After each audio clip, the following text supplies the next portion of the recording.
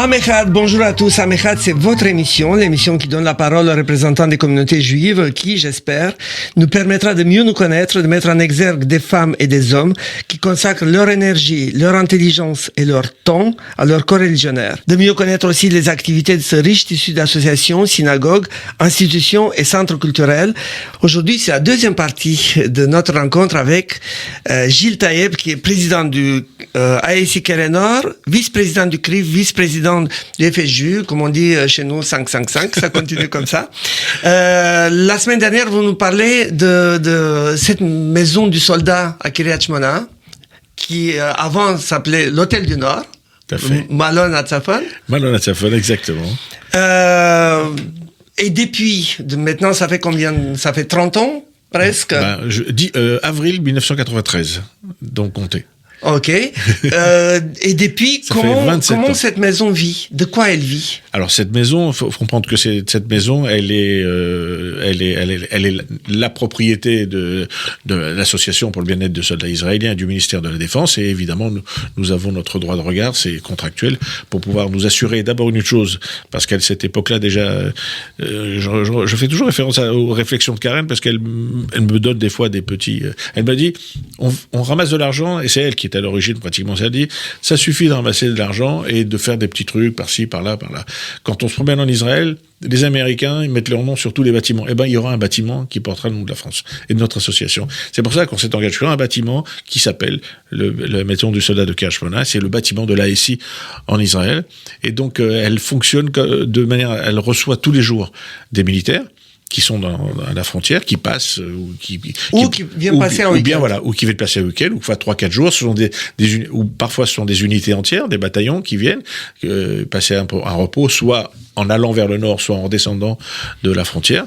À ce moment-là, c'est le ministère de la Défense qui assume une partie des frais, et nous entretenons cette maison depuis 27 ans aujourd'hui. Qui a un coût annuel. Oui, bien sûr, parce que on lui. Ce que les soldats payent, c'est symbolique. Oui, eux payent, c'est vraiment symbolique. Ou des fois, ils payent pas du tout, mais on leur sert des repas. Nous, ce qu'on a apporté, c'est l'entretien, l'embellissement, parce que évidemment, elle n'était pas au premier jour ce qu'elle est aujourd'hui. Entre-temps, on a refait la piscine, on a couvert la piscine, on a fait une salle de sport, on a fait une synagogue à la mémoire de Narshon Waxman, et de Dir Poratz à l'époque.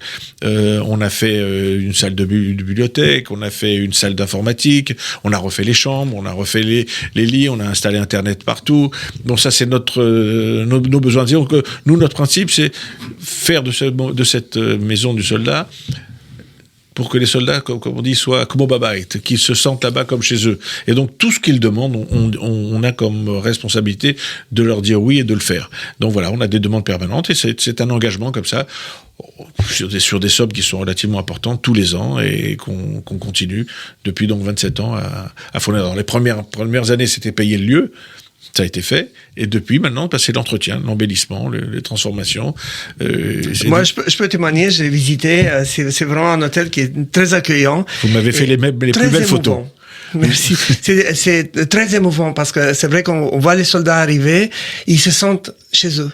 Ils sont à l'aise. C'est l'objectif. Il y a des jeux, il y a des salles de jeux, il y a des écrans de télé, les chambres sont belles, la piscine est immense, c'est une très grande piscine. Oui, elle est très grande, et puis elle se couvre et elle se découvre. On a voulu faire ça pour que ce soit utilisable. Et une vraie belle ambiance dans cet hôtel. Oui. Le personnel est très touchant. Le personnel ce sont les parents de ces enfants par procuration. Et ça se sent. Il n'y a pas d'heure pour eux. C'est-à-dire que si on leur dit qu'il y a eu un bataillon, une unité qui va arriver à 2h du matin, ils sont sur place pour leur préparer à manger, pour leur donner des choses. Ils ont toujours un sourire. C'est vraiment une très très belle maison, belle réussite. D'autres activités, on vous connaît d'activités militantes, c'est l'opération Lunette. Tout à fait. Alors comme tout à l'heure, vous savez, ce sont les événements qui nous font réagir. Alors l'opération Lunette, c'est l'arrivée des Juifs d'Éthiopie.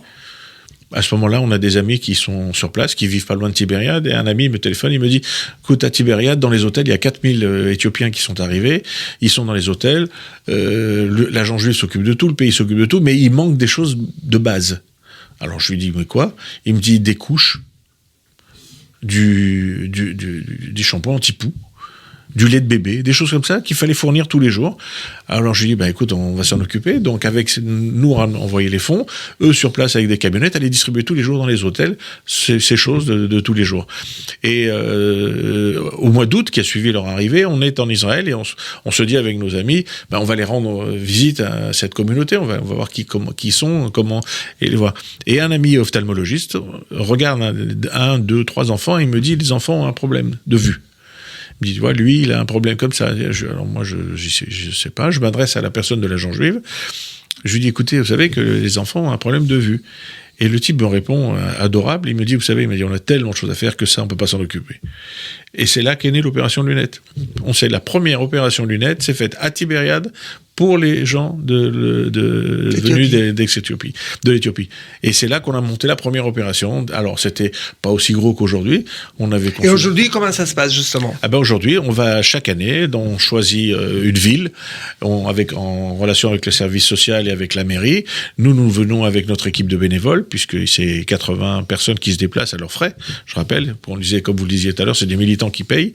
Donc, les médecins, les ophtalmos, les opticiens, les bénévoles viennent à leurs frais en Israël, ils payent leur séjour et ils travaillent pratiquement 12 à 13 heures par jour, et nous faisons les consultations, nous leur faisons choisir leur monture, parce que ce sont des montures neuves qu'on leur donne, nous avons des verres sur place, certains montages sont faits sur place, d'autres sont envoyés ensuite à des opticiens israéliens qui finissent et auxquels on donne du travail, et chaque année, en gros, maintenant, c'est devenu une routine, depuis 27 ans maintenant, c'est 4000 paires de lunettes chaque année. Une belle routine, hein? Ah oui, une belle routine.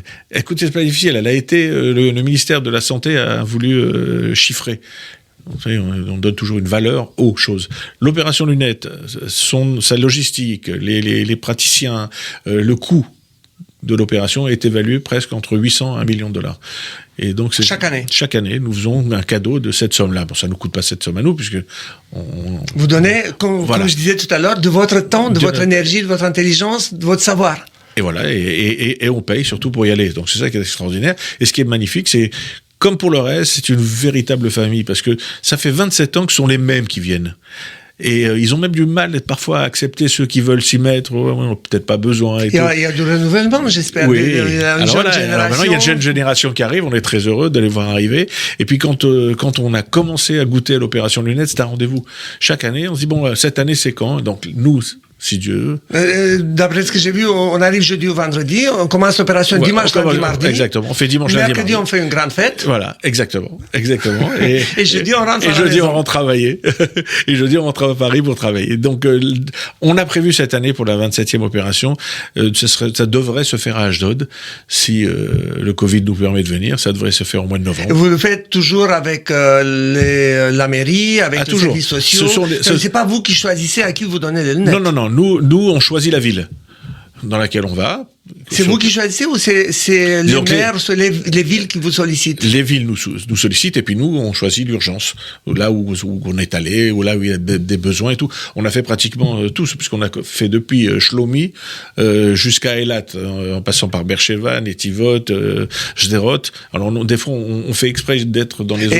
Il y a bien évidemment, il faut le dire aussi, il n'y a pas de différence. Il y a des juifs, il y a des arabes, il y a des chrétiens, il y a des vieux, des jeunes, des enfants, des femmes, des hommes. Nous sommes au service de la population israélienne. C'est les services sociaux qui décident. Les services sociaux décident, et puis nous, on est au service de la population israélienne dans toute sa diversité. On a, comme vous l'avez dit, il y a des druzes, il y a des bédouins, il y a des chrétiens, il y a des musulmans, il y a des juifs, évidemment, il y a des religieux et des non-religieux, et des jeunes, des vieux.